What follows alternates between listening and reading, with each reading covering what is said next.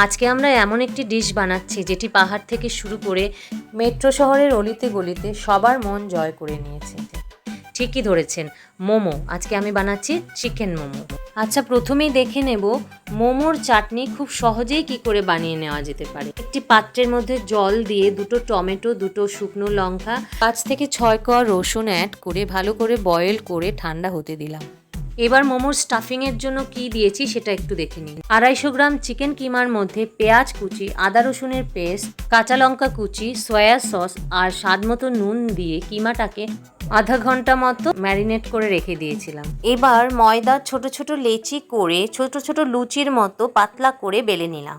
বেলে রাখা প্রত্যেকটা লুচির মধ্যে চিকেনের পুর দিয়ে মোমোর শেপ করে পরপর প্রত্যেকটা মোমো বানিয়ে নিলাম।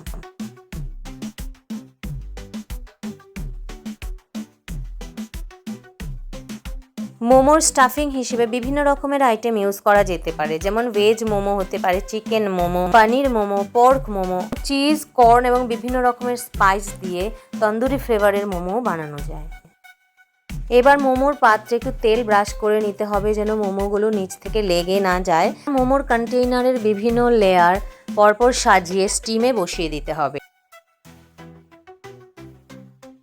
গ্যাসের ফ্লেম মিডিয়াম রেখে মোমোগুলোকে স্টিম করতে দিয়ে এদিকে আমি চাটনিটা প্রিপেয়ার করে নিলাম। বয়েল করে রাখা টমেটো, রসুন আর শুকনো লঙ্কা মিক্সিতে দিয়ে যে জলে এগুলো বয়েল করেছি সেই জল একটু অ্যাড করে দিলাম যেন কনসিস্টেন্সিটা ঠিক থাকে।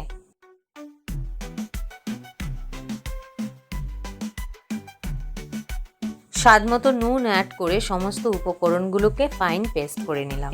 এবার কড়াতে সামান্য তেল দিয়ে রসুন কুচি অ্যাড করে পেস্ট করে রাখা মিশ্রণটা এর মধ্যে অ্যাড করে দিয়ে কিছুক্ষণ নাড়িয়ে নিলাম। অল্প নুন, 1 স্পুন সয়া সস আর পছন্দ মতো চিলি ফ্লেক্স দিয়ে কিছুক্ষণ নাড়িয়ে চাটনিটা রেডি করে নামিয়ে নিলাম।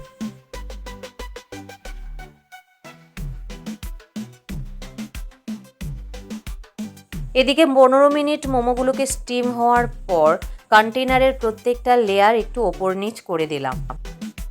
এতে প্রত্যেকটা লেয়ারের মোমো সমানভাবে স্টিম হবে। এভাবে 15 মিনিট পর পর 3বার আমি প্রত্যেকটা লেয়ারকে চেঞ্জ করে দিয়েছি। এতে প্রত্যেকটা লেয়ারের মোমোই সমানভাবে স্টিম হবে। মোমো হলো এক ধরনের স্টিমড ডাম্পলিং বা ভাপা পিঠে, যা তিব্বত, নেপাল, ভুটান এবং ভারতের বিভিন্ন পাহাড়ি অঞ্চলে খুবই জনপ্রিয়। মোমোর প্রধান বৈশিষ্ট্য হলো পাতলা ময়দার লেয়ারের মধ্যে সুস্বাদু পুরের ভরাট, যা খেতে খুবই টেস্টি আর জুসি হয়। চটজলদি, হালকা এবং দারুণ স্বাদের এই রেসিপি আপনাদের কেমন লাগলো অবশ্যই জানাবেন, আর ভালো লাগলে অবশ্যই লাইক এবং শেয়ার করবেন। থ্যাংক ইউ সবাইকে।